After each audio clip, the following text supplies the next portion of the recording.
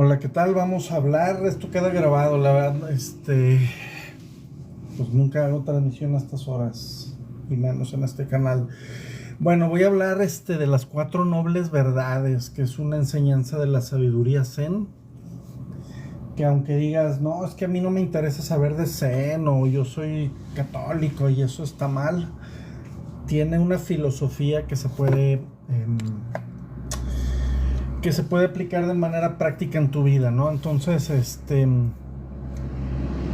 vamos a ver. Hay cuatro nobles verdades, ¿no? En esta cuestión del budismo y que la podemos aplicar para nuestra vida. Y una de ellas es el dukkha, que es la verdad del sufrimiento. Es decir, la vida es sufrimiento. El existir causa, pues más que sufrimiento, causa dolor, que le llaman dukkha, ¿no? Los budistas.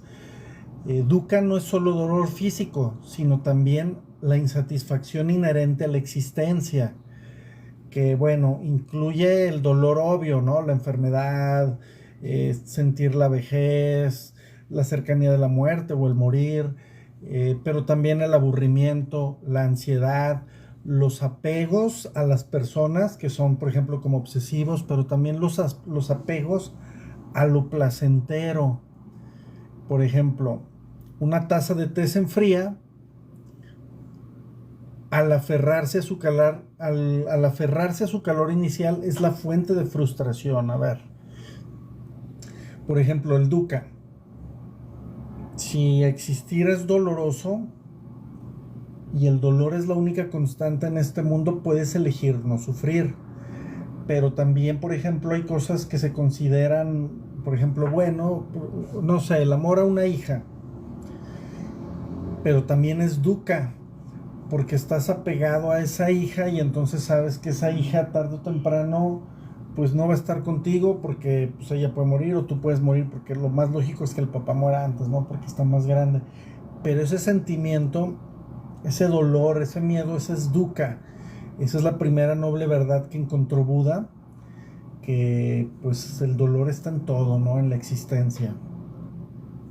Pero ojo, esto no es pesimismo, sino esto es un reconocimiento honesto de la realidad. Buda no niega la alegría, pero señala que toda felicidad condicionada es transitoria. Entonces, por ejemplo, otras cosas que te dicen, por ejemplo, el dukkha. Un orgasmo tiene dukkha, que por sí mismo es placentero, no es doloroso. Sin embargo, lo experimentas y cuando se va esa sensación agradable te deja un vacío. Ese vacío doloroso es dukkha. Ese es el dolor de este mundo. Ahora, la segunda verdad, pues es el samudaya, la verdad del origen de este dolor o de este sufrimiento, porque el dolor lo conseguimos subir a calidad de sufrimiento, ¿no? A ver, el origen de nuestro sufrimiento es que tenemos una sed o un anhelo porque deseamos placer, deseamos posesiones, casas, coches, cuenta de banco, belleza, que nuestra pareja sea bella, unas vacaciones en un lugar bonito, que todo eso es bueno por sí mismo, ¿sí? Pero aquí el truco es que nos apegamos a decir que si no tengo eso, que percibo como bueno, entonces sufro. Si no soy bello, me siento feo y sufro. Si mi pareja no es hermosa, pues la veo como menos y me duele. Es dukkha, es sufrimiento, ¿sí? O también, por ejemplo, no sé, una mujer consigue estar con un hombre guapísimo, de mucho dinero, muy cariñoso, y en el fondo de su corazón tiene dukkha, tiene dolor, porque sabe que lo puede perder, que se puede morir, o que otra se lo puede quitar. Y claro que va a haber siempre mujeres más bonitas, más atractivas, más jóvenes que le pueden gustar a ese marido ideal que ella ya tiene. Entonces esa inseguridad, ese miedo, esa ansiedad es dukkha, es dolor. En este mundo la única cosa segura es que hay dolor. Pero Buda dice, si el dolor es inevitable, lo que sí puedes evitar es el sufrimiento, ¿sí? Entonces, El sufrimiento viene por esta sed de todas esas cosas buenas, por esta sed de placeres, de posesiones, de tener una cierta identidad, de verte de una cierta manera, porque nos hace desear cosas, y cuando no obtienes que se cumpla ese deseo, tienes dolor. Ahora, la tercera verdad, ¿cómo va a cesar este sufrimiento, el niroda que le llaman? Sí, es posible librarse del sufrimiento, es posible esfumar, desaparecer ese sufrimiento, que solo quede el dolor, ¿sí? Porque, por ejemplo, otra cosa que es dukkha, que es dolor, pues siento hambre, y si no como en muchos días, pues me muero, ¿no? Pero también mientras estoy experimentando hambre, siento un dolor físico, siento una ansiedad, siento un deseo por comer que tiene que ser satisfecho. Eso es el dukkha. Pero si aparte yo me victimizo y digo, no, ya comí, pero yo quería comer un filete con un vino tinto en el mejor restaurante de la ciudad y nomás me comí un pan que la verdad considero que no estuvo tan rico, ahí el dolor lo estoy subiendo a nivel de sufrimiento. Y esto es lo que hace que el ser humano se la viva ansioso, que se la viva enojado, que se la viva deprimido. Entonces hay toda una enseñanza que a lo mejor, si no lo ves espiritualmente, sino filosóficamente, como un modo de ver la vida para tratar de vivirla lo mejor posible, hay una gran enseñanza en las cuatro nobles verdades que nos dejó Buda. Entonces, ¿cómo vamos a cesar el sufrimiento? ¿Cómo es posible que vamos a lograr liberarnos del sufrimiento? Bueno, él nos dice que el nirvana es la extinción del fuego del deseo. Fíjense, el fuego. Pero no es un lugar el nirvana, no es el cielo, así como lo ponen los católicos. Es un estado de libertad interior. Yo ahorita en este momento, si tuviera un nivel de maestría, podría llegar al nirvana. No tengo esa maestría, pero puedo meditar, puedo estar en el aquí y en el ahora y desprenderme un poquito del deseo, soltar un poquito el sufrimiento, y entonces nada más me quedo con el dolor. Suena como terrible esto del dolor, que en realidad dolor en sánscrito le dicen dukkha, que no corresponde tal cual a dolor, pero se parece, ¿no? Ahora, ¿cómo vamos a liberarnos del sufrimiento? Pues es que hay que dejar de sufrir por un pasado que yo ya no puedo cambiar. Yo ya no puedo cambiar el pasado, solo que tuviera una máquina del tiempo y volver, y que realmente cuando volviera aquí, si se hubiera hecho el cambio, pues a lo mejor sí, pero como no puedo, solo me toca el aceptar las cosas tal y como son. Hay un psicoterapeuta que hace constelaciones familiares, Joan Garriga, pues él de manera muy budista zen te dice que hay que aceptar las cosas tal y cual como son. Y si ahorita estás pasando una situación de familia dolorosa, o estás pasando una penuria judicial, o estás pasando por una enfermedad renal, o estás pasando porque tu hermano tiene cáncer, pues no te queda otra más que aceptar las cosas tal y como son, no las puedes cambiar, y cuando empiezas a soltar, dejas de sufrir. No quiere decir que se componga, pero el hecho de que no aumentes ese dolor te quita sufrimiento. Eso le llama a Buda la iluminación, ¿sí?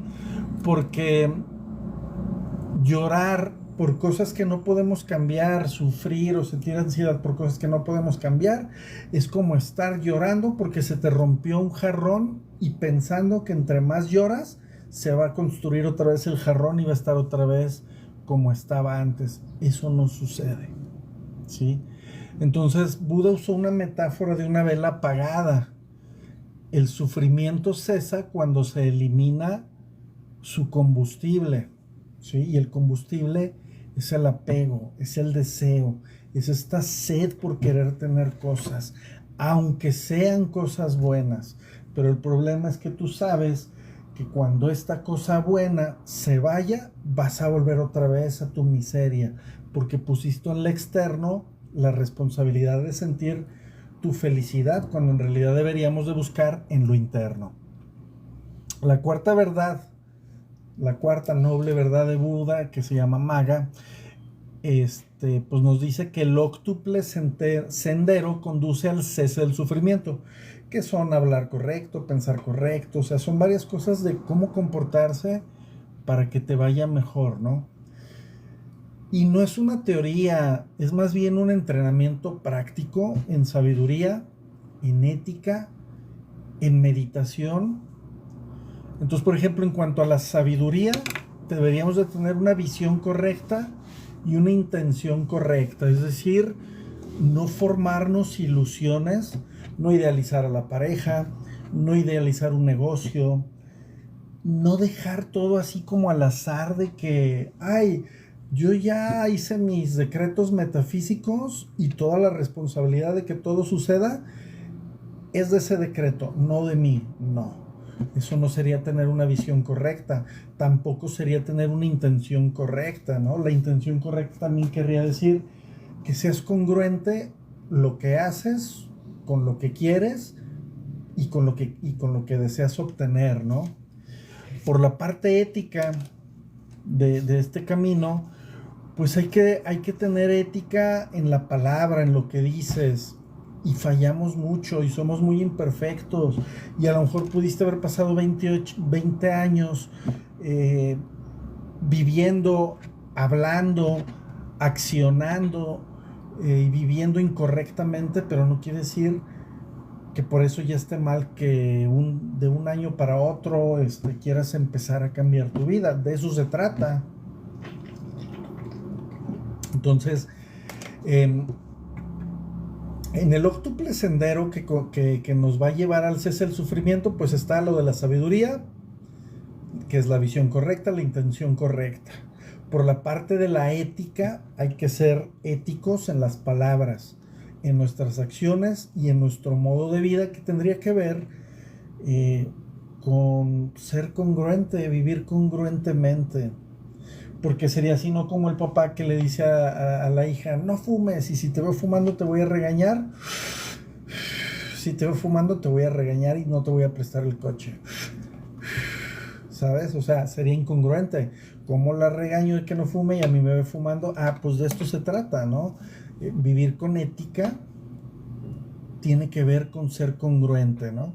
Y la tercera fase del óctuple sendero, pues es la meditación.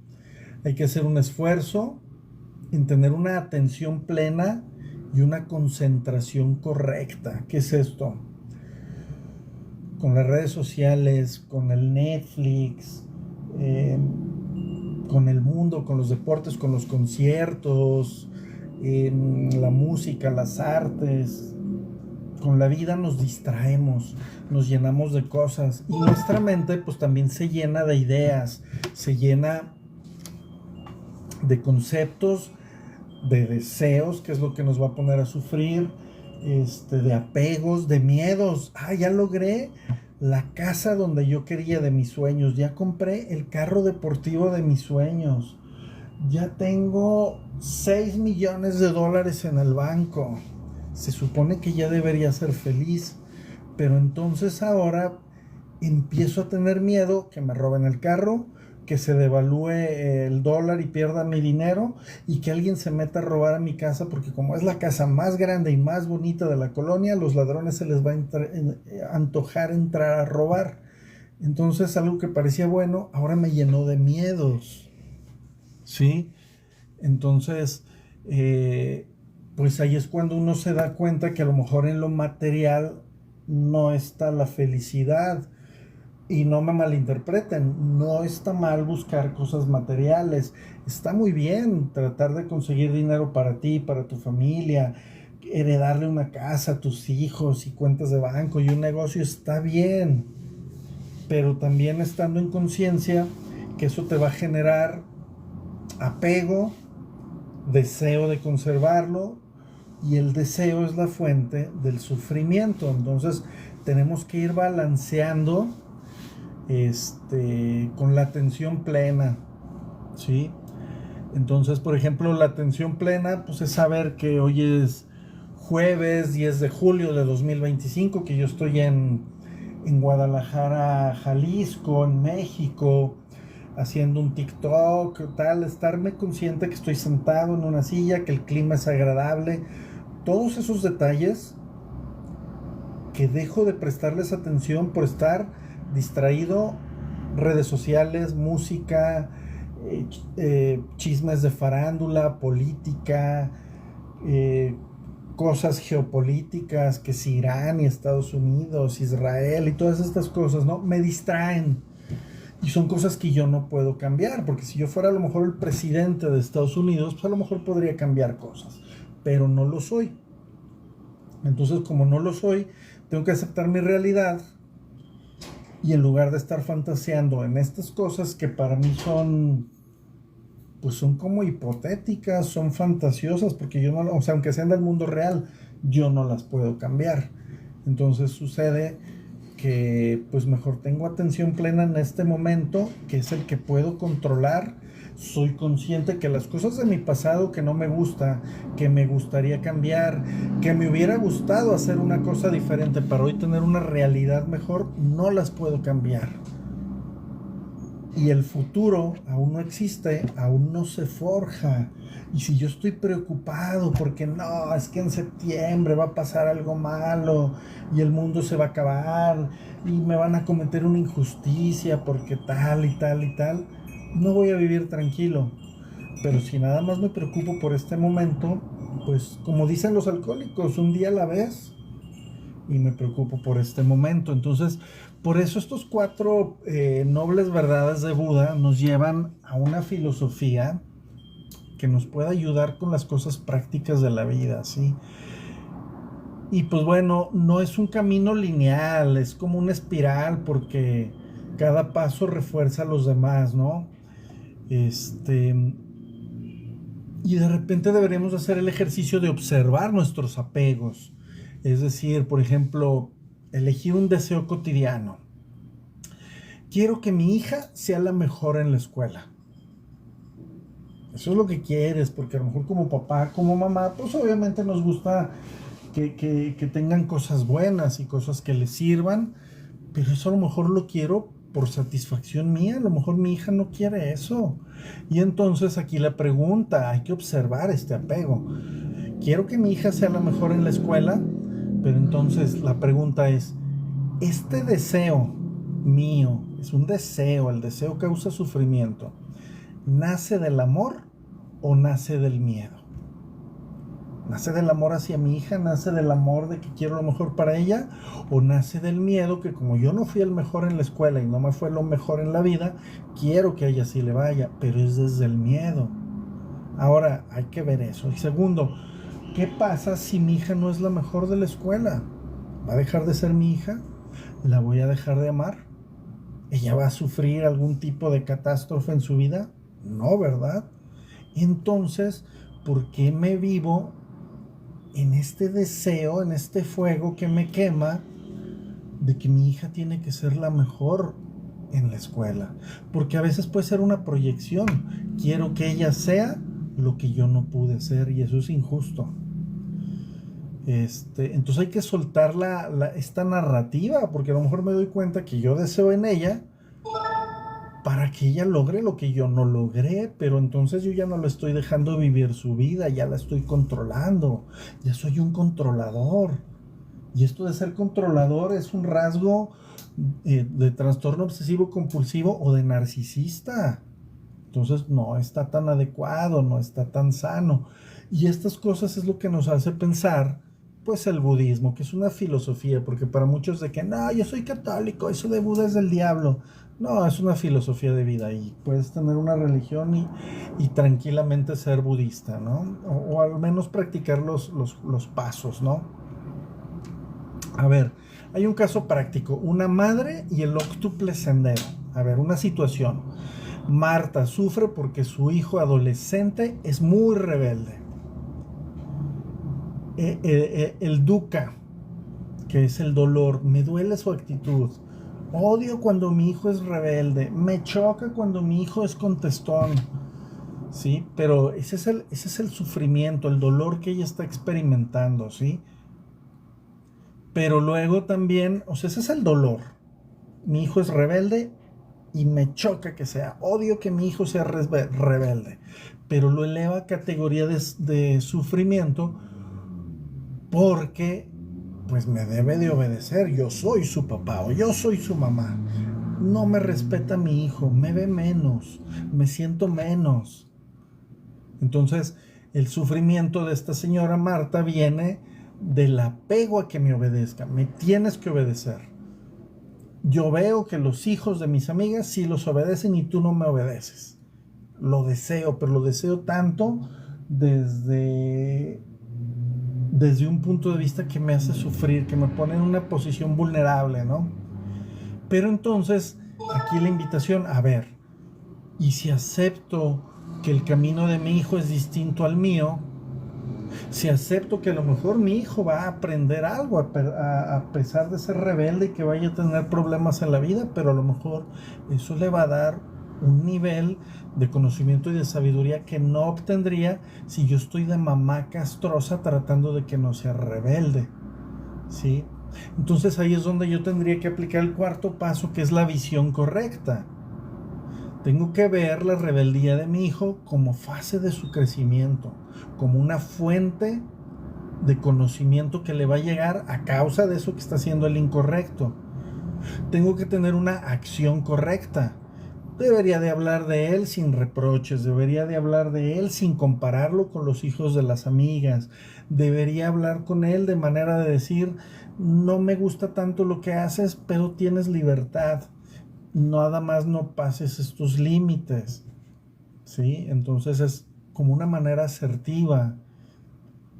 Y también habría que aplicar una atención plena. Habría que observar la ira de este hijo rebelde sin reaccionar, que sería una forma bastante terapéutica, bastante amorosa, bastante asertiva.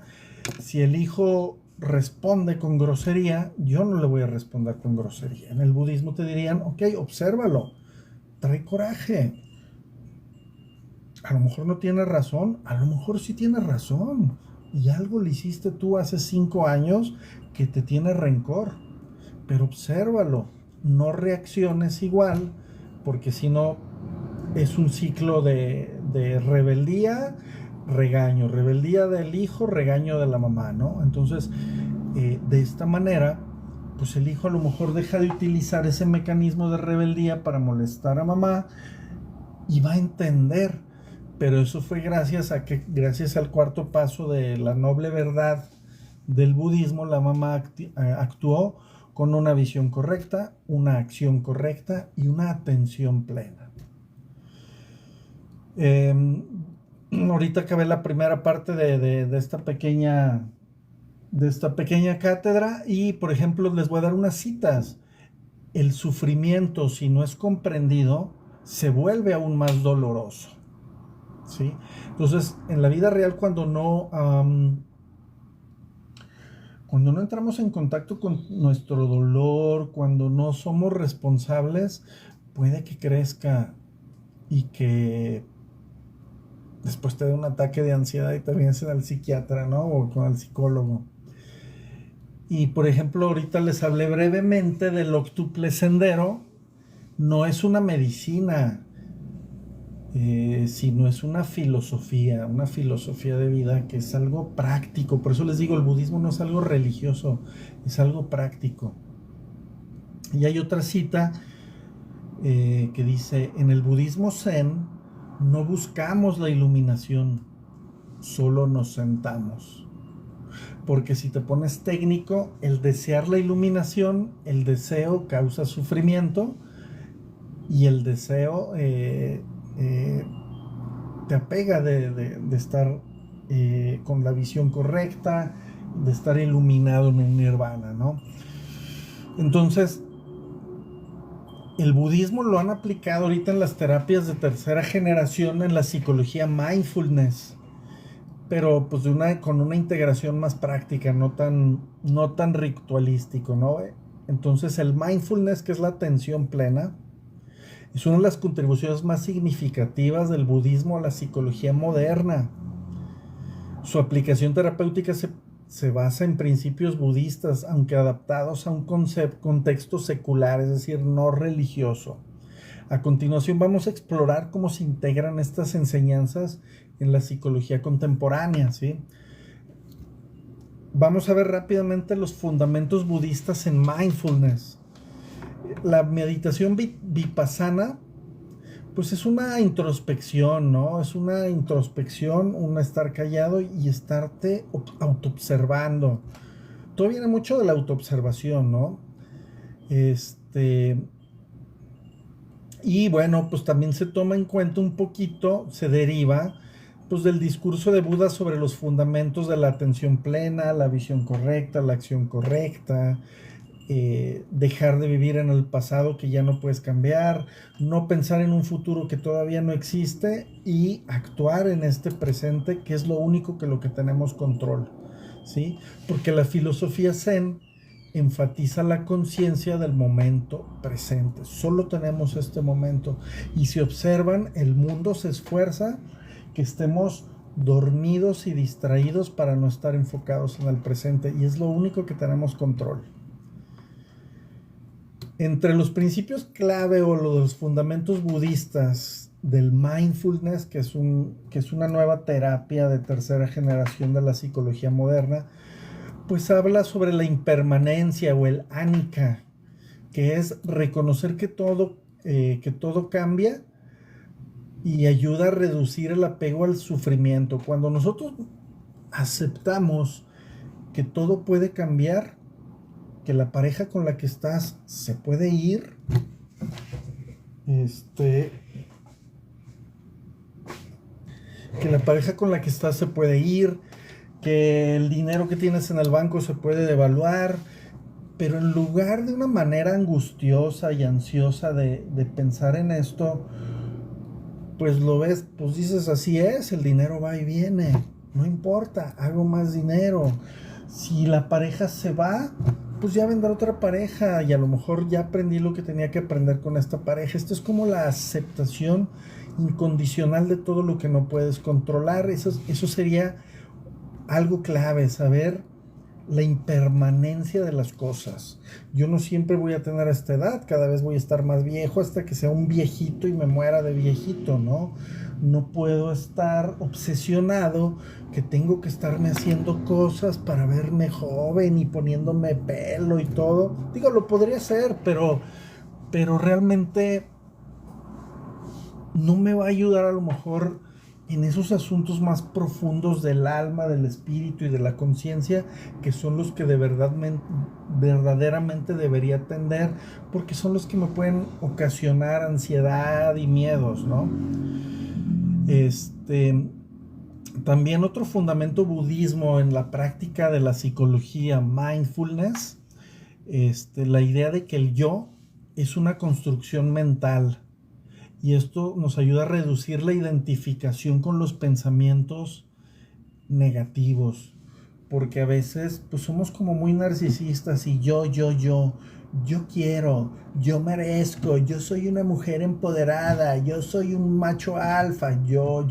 Eso es muy narcisista, muy. Y ese narcisismo, cuando no obtienes lo que quieres, te llena de enojo, de vergüenza y de tristeza. Entonces, pues no está bien vivir así. Ahora también otro fundamento budista, el mindfulness, pues nos habla de la ecuanimidad. Hay que aprender a observar, pero sin reaccionar emocionalmente. Es decir, a lo mejor estoy viendo, no sé, tengo un problema, no sé, me divorcié y mi ex esposa me maltrata y traemos ahí situaciones y todo. Bueno, pues así es. Si se le botó la canica, pues así es. No importa, yo no puedo controlar su vida. Entonces debo de aprender a observar las cosas, pero sin reaccionar emocionalmente. Y si un día me dicen, ay, tu ex esposa anda hablando mal de ti, y dijo que no sé qué, y le dijo a la de tu trabajo no sé qué, y le dijo a fulanita que eres así, que eres malo, y no sé qué, ok. Bueno, pues eso dice, ese es el nivel de conciencia de ella. pero no me permito reaccionar emocionalmente con enojo, con tristeza, con ira o desquitarme. Ah, sí, pues fíjate que ella es no sé qué. No, lo anulo, lo disuelvo, la disuelvo a ella. Corto y libero esa parte así de que se la llevan como hojas que se las lleva el viento. No existe, se disuelve. Es como humo que soplas y se va, no existió.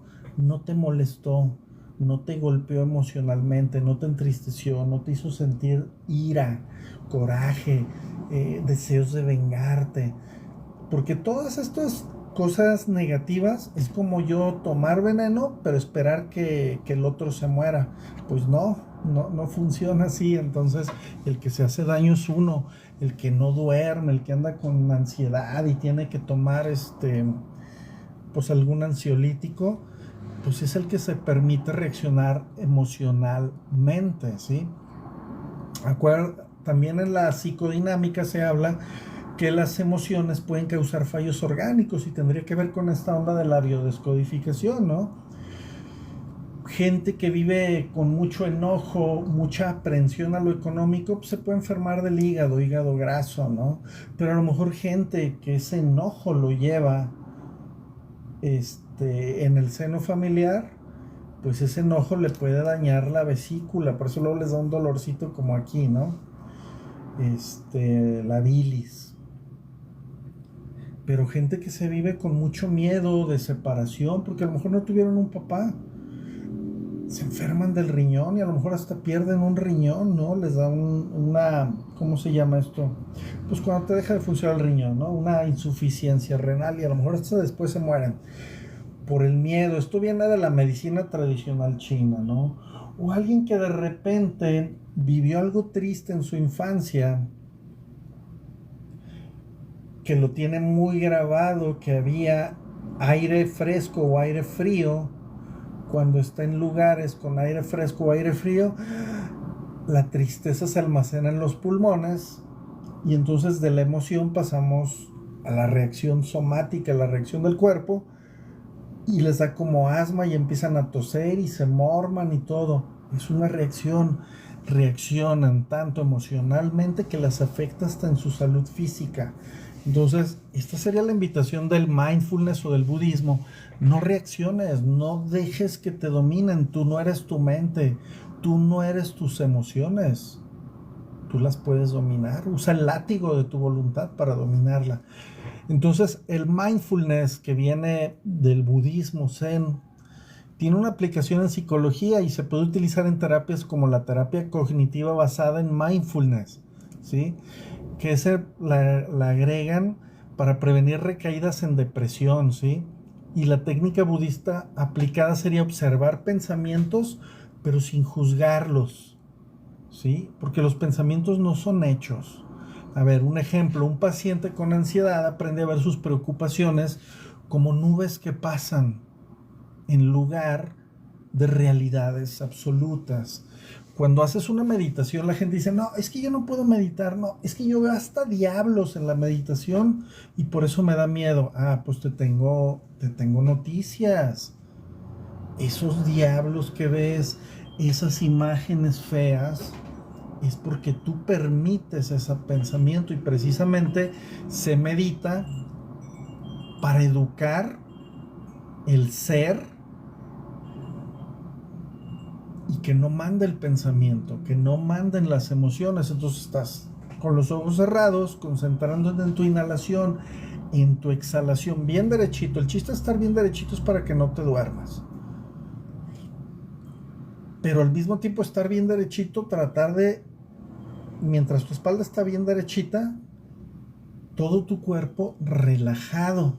Y entonces van a empezar a llegar pensamientos. Pero si te llega un pensamiento, no he pagado la mensualidad del coche, en lugar de enojarte o preocuparte, lo dejas pasar y se desvanece. No te identificas, no reaccionas emocionalmente. Y luego te acuerdas, ay, mi ex esposa me hizo una grosería. Lo dejas pasar. No dices, ay, cabrona, me voy a vengar. No, lo dejas pasar, lo ignoras. ¿Sí? Y así va a llegar uno y lo ignoras y lo ignoras y lo dejas pasar como en el ejemplo. Pues te imaginas que a lo mejor todos esos pensamientos son nubes y las nubes rápido o despacito, pero pasan y se van y ya no las vuelves a ver jamás. Algo así. Y de esta manera lo que estás haciendo es que conductualmente estás educando tu cuerpo, tu cerebro, para dominar la mente, para dominar tus pensamientos, y esto te va a dar tranquilidad, te va a dar paz, va a bajar tu ansiedad, van a bajar tus miedos, va a bajar tu depresión. Por eso es que tiene aplicación en la terapia cognitiva basada en mindfulness. Y repito, un paciente con ansiedad aprende a ver sus preocupaciones como nubes que pasan en lugar de realidades absolutas. ¿Sí? Luego esas mamás que se preocupan de, no, es que a mis hijos les puede pasar algo, no, es que se fueron a un campamento y a lo mejor se electrocutan o los corna un toro o una serpiente los muerde y se mueren. Pensamientos intrusivos, tienen que ver con trastorno obsesivo compulsivo o con TLP, pero no es algo que de verdad vaya a pasar, a menos que seas una vidente, ¿no? Pero si fueras vidente, pues no los hubieras dejado ir porque sabrías que iba a pasar eso, ¿no? Entonces son pensamientos que hay que educar, que hay que callar, hay que domar la mente con el látigo de la voluntad. Así como Jesús expulsó a los mercaderes a latigazos del templo, así tenemos que expulsar los pensamientos de nuestra mente, que ese es el templo para que esté limpio, ¿sí? Ahora, otra aplicación en psicología, reducción del estrés basado en mindfulness, ¿sí? El origen es de Kabat-Zinn, esta persona adaptó técnicas de meditación budista para pacientes con dolor crónico, gente con cáncer, con reumas, con bueno, no me acuerdo ahorita cómo se llama, pero son pues que les duelen mucho los músculos y los tendones y las terminaciones nerviosas, todo el cuerpo. La práctica clave pues, es el body scan, el escaneo corporal, es derivado de la meditación Kayagatahasi, que sería el paso de la abstracción, el quinto paso de Patanjali, que es, estás en meditación, derechito, llevas un rato, unos minutos inhalando, exhalando, toda tu concentración en inhalar, en exhalar. Llega un pensamiento, no me distraigo, regreso a mi respiración. Llega otro pensamiento, no me distraigo, lo dejo pasar, regreso a mi respiración. Una y otra vez, una y otra vez. Así lo dice tal cual Jacobo Greenberg. Pero aparte, mientras hago eso, hago la abstracción. ¿Qué es la abstracción? A ver, voy a intentar sentir el peso de mis manos sobre mis rodillas. Y entonces estoy inhalando, exhalando, dejando pasar los pensamientos y también tratando de percibir cómo se siente mis manos sobre mis rodillas. Y luego las rodillas. Y luego bajo hacia la pantorrilla. Y luego bajo al pie. Y luego bajo el pie y la sensación de tocar el piso. Y luego otra vez voy subiendo por la cadera. Poner tanta atención en esto puede hacer que se nos olvide y que se disminuya un dolor, porque entre más atención le ponemos más atención le ponemos a algo, más se incrementa, y si es un dolor o si es una sensación de incómoda, más te vas a desesperar y más te va a doler, pero está comprobado que la mente tiene poder sobre el cuerpo. Entonces, por eso en la reducción del estrés basada en mindfulness, la utilizan para pacientes con dolor crónico, y esto viene de la meditación budista, de la meditación zen. Entonces, a ver, un ejemplo, un paciente con estrés laboral practica respirar conscientemente antes de una reunión tensa. ¿Qué sucede con la oxigenación? Se activa el sistema parasimpático, que es el que nos relaja, y sabes que se activó porque bostezas. Y si ustedes ahorita bostezaron de verme bostezar, empezaron a activar el sistema parasimpático que segrega hormonas que nos van relajando. Todo lo contrario, cuando estamos agitados y ansiosos, segregamos cortisol, por eso te salen canas. Por eso hay gente canosísima, o sea, joven y canosísima, pues sufren mucho estrés, están llenos de cortisol y el cortisol lleva a otras enfermedades inflamatorias, autoinmunes o crónicas. Entonces, pues esa sería otra aplicación del budismo. La terapia de aceptación y compromiso tiene también su inspiración, pues un poquito budista, ¿no? Aceptar el dolor en lugar de luchar de él. A lo mejor yo tengo un dolor que que, que perdí un hijo en un accidente. Me duele y todos los días y digo, ya nunca voy a ver a mi hijo y ya no lo voy a ver crecer. Y cuando a lo mejor voy con un hermano que sí ve a sus hijos graduarse del taekwondo y yo no, sufro y lloro y me victimizo y estoy triste y estoy de malas y a lo mejor hasta le hago una grosería sin querer a mi hermano y le pido una disculpa, pero ya le hice el momento malo. Pero ya no lo puedo cambiar. Si mi hijo murió en un accidente, yo ya no lo puedo cambiar. Entonces tengo que aceptar el dolor en lugar de luchar contra él y decir, mi hijo ya descansa en paz. Y ahorita en esta vida, con este cuerpo, en esta dimensión, ya no lo voy a ver. Y está bien. Y tratar de tomar el conocimiento y quedarme con lo bueno en lugar de luchar, ¿sí? Entonces la técnica sería como una defusión cognitiva, es decir, ver los pensamientos como palabras, no como verdades. Eso lo hacen los budistas. Cuando tienes un pensamiento a lo mejor no sé, un pensamiento, te imaginas que tu esposa la atropella un tren, es un pensamiento intrusivo, ilógico, compulsivo, y no lo controlas. Y te imaginas que la atropella el tren así horrible y sufre y tú acá estás en meditación y llegas, en lugar de luchar y decir no quiero pensar eso, porque el decir no quiero pensar es pensar en eso. Simplemente lo vas a convertir en palabras. Y entonces a lo mejor si la palabra que te causa eso, la sensación de eso es horror, ese pensamiento intrusivo, vas a estar meditando y mentalmente vas a decir horror, horror, horror. Y lo dejas pasar. Pero algo que era un sentimiento o una imagen muy vívida, la bajas a una palabra. Y entonces a lo mejor luego te llega una angustia porque a lo mejor sabes que en 3 meses no vas a tener todo el dinero para pagar la renta si no te paga ahorita un cliente. Y a lo mejor te van a sacar de tu departamento. Y en lugar de retroalimentarlo y eso, vuelves a tu respiración y vas a decir angustia, angustia, angustia. Pero la palabra angustia, entonces ya reduciste toda una escena vívida de película, hasta con música de violines angustiosa, a una palabra. Y es más fácil lidiar con la palabra. Esto tiene que ver con la terapia de aceptación de compromiso, que son las terapias psicológicas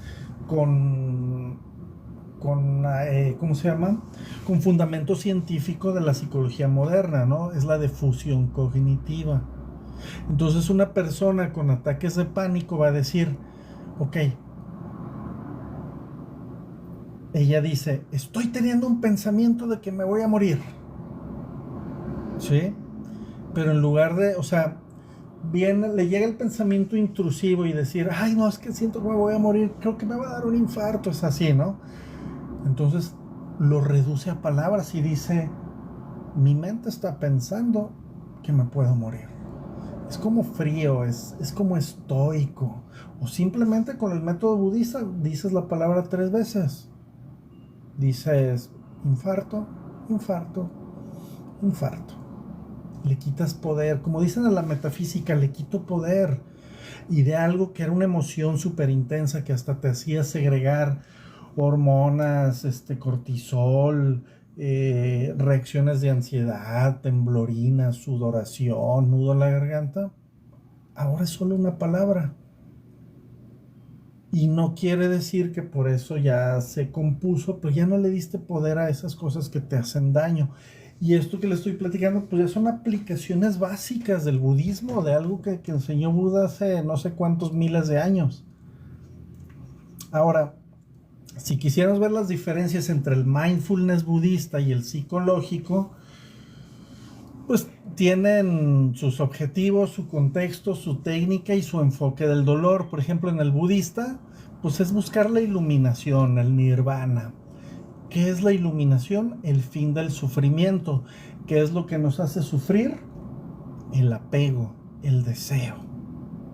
Si yo medito y no me la vivo deseando, no me vivo apegado, no me vivo aferrado a lo que ya tengo con miedo a perderlo, voy a vivir mejor, voy a dejar de sufrir, y a eso le llaman la iluminación, el fin del sufrimiento. Pero en el mindfulness psicológico, pues se busca el bienestar emocional y la reducción del estrés. Y si reduces tu estrés, reduces tu ansiedad. Y si reduces tu ansiedad, no te van a dar ataques de ansiedad y no vas a necesitar de ansiolíticos. Ahora, para el budismo, pues esto es una práctica espiritual porque tiene que ver con la ética, con la meditación. Hay ejercicios de contemplación, de que pones las manos así y empiezas a mover una despacito pero consciente, y luego la otra, y luego la pones en las piernas, y luego te vas postrando, y luego te levantas, y luego la pones aquí, y luego la bajas, y otra vez repites. ¿Por qué? Porque son ejercicios así como mecánicos para solo concentrarte en eso. Y ellos comprobaron que si solo te concentras tu atención en eso, dejas de pensar en todas las cosas que te hacen daño, en todos los pensamientos intrusivos, en todo lo que no puedes controlar. Entonces tienes ahí como un superpoder que luego ni un medicamento te da. Pero es una práctica espiritual, o sea, es algo con voluntad, ¿no?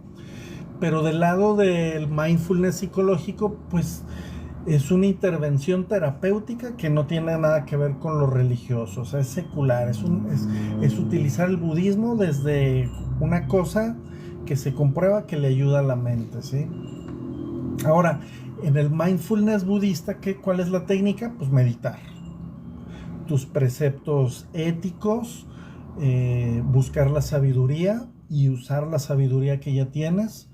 Pero en el mindfulness psicológico, pues son ejercicios de atención plena en terapia. Es decir, ejercitarte para que cuando piense algo feo como, ¿qué tal que mi pareja me deja por otra? Decir, estoy pensando que a lo mejor mi pareja me deja, pero no sé si eso sea cierto. O sea, ¿se fijan? Una es como que eres el actor que lo vive y el otro es como el escritor. Cuando lo pones así como la descripción, pierde poder, y al perder poder dejas de sufrir. Ahora, el enfoque del dolor en el mindfulness budista, pues lo trascienden mediante el desapego, mediante la iluminación, mientras el dominar la mente y las emociones, apagar la sed y dejar de sentir el deseo. En el mindfulness psicológico, el enfoque del dolor, pues lo gestionas con aceptación, y al dejarle de darle atención a lo doloroso, se reduce un poquito. A ver, si hubiera que platicar un ejercicio práctico que a lo mejor le podríamos llamar el observador neutral, pues tendrías que sentarte en quietud, enfocarte en tu respiración, cómo inhalas, cómo exhalas, cómo se infla y se desinfla tu vientre, cómo se percibe el aire más fresco al entrar, y al salir es más tibio. Y así te quedas. El paso 2, cuando surge un pensamiento, no lo reprimas, no luches con él, déjalo pasar, no digas ni sí, ni no, déjalo pasar. Déjalo pasar. Porque, por ejemplo, en metafísica son de lo cancelo, lo borro y lo disuelvo. Pero el hecho de hacer eso, ya le estás dando poder porque le estás dando atención, y lo que quieres es soltar la atención y solito se va, solito se disuelve. En dado caso, lo que puedes hacer es el tercer paso, que es etiquetarlo mentalmente, que sería el paso del Anika. Y a lo mejor pensaste algo feo, ¿no? Ay, estoy muy gordo, me veo mal porque estoy muy gordo. Y en lugar de sufrir, lo dejas pasar y dices, tuve una autocrítica. O dices, autocrítica, autocrítica, autocrítica. Y eso nos lleva al cuarto paso, vuélvelo impersonal. Es tu mente que no controlas porque no está educada generando juicios. Está clarísimo que tu mente es tu peor enemigo. Entonces hay que educarla. Nuevamente, como Jesús agarró latigazos a los mercaderes, nosotros con el látigo de la voluntad debemos sacar a los malos pensamientos a latigazos de nuestro templo. Porque la mente es como un lago. Pero es un lago que le estamos aventando piedritas con cada pensamiento y entonces está así lleno de ondas y no nos permite ver el reflejo. Pero en meditación, cuando empiezas a dejarle de aventar piedritas con esos pensamientos, llega un punto en el que el lago es cristalino, es como un espejo, y háganlo, van a ver algo y está medio cabrón lo que ven. Y es un pequeño atisbo de la suprema realidad trascendental. Y siempre el quinto paso es regresar una y otra vez a la respiración. Una y otra vez. Una y otra vez. Y así cíclico. Que lo hagan 10 minutos. Para los que están empezando es más que suficiente. De hecho hay gente que no aguanta ni 2 minutos. Pero a lo mejor 20 minutos que lo hagan, excelente al día. Pero si pueden 20 en la mañana y 20 en la noche, van a educar la mente y se van a sentir mejor.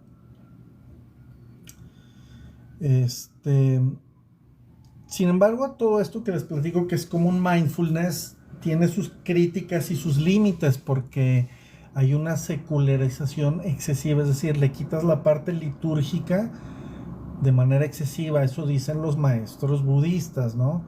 Porque que el mindfulness no tiene ética, que porque se pierden la esencia del maestro Buda. A lo mejor sí, a mí como sí me hace mucho sentido Buda, pues yo sí practico también la parte litúrgica, ¿no? Para otros le dicen, ay, el mindfulness, como está McDonald's, ¿no? Comida rápida, o sea, como que comercializas una técnica milenaria de monjes, así de introspección total, como por algo así como muy mundano, como muy facilito, pero digo, funciona. Entonces, si tú llegas a este punto en el que sientes que está como mundano y que le falta profundidad, pues toma la parte budista. Pero si a lo mejor dices, no, yo sin meterme como sin tinte religioso, bueno, pues entonces así sencillito. Pero hay gente que dice, no, sí debo de agarrar el camino del arcano 9, ¿no? Del monje, del ermitaño, de la introspección, de retirarme, de irme a la nieve y ahondar dentro de mí y buscar la luz dentro de mí, ¿no? Entonces, pero eso ya es cuestión de cada quien.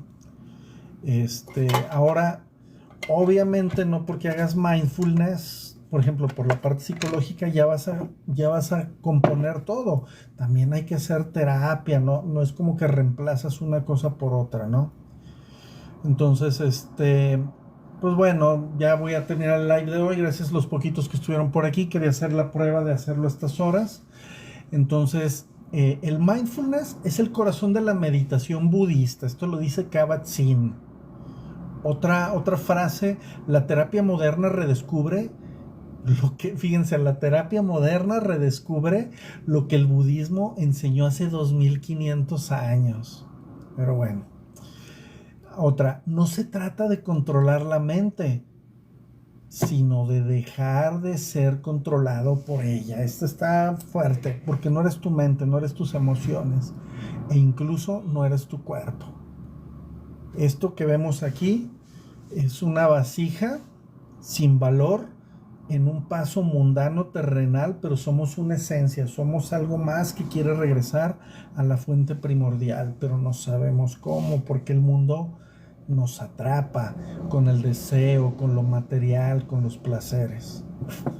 Entonces, pues bueno, nada, yo soy Emanuel, queridos hermanos, y en el canal de Telegram voy a poner la repetición de esta cátedra, de esta enseñanza de las 4 nobles verdades de Buda, que las terminé aterrizando a algo práctico de la psicología moderna, del mindfulness, para que lo puedan aplicar. ¿Sale? Muchas gracias y hasta luego.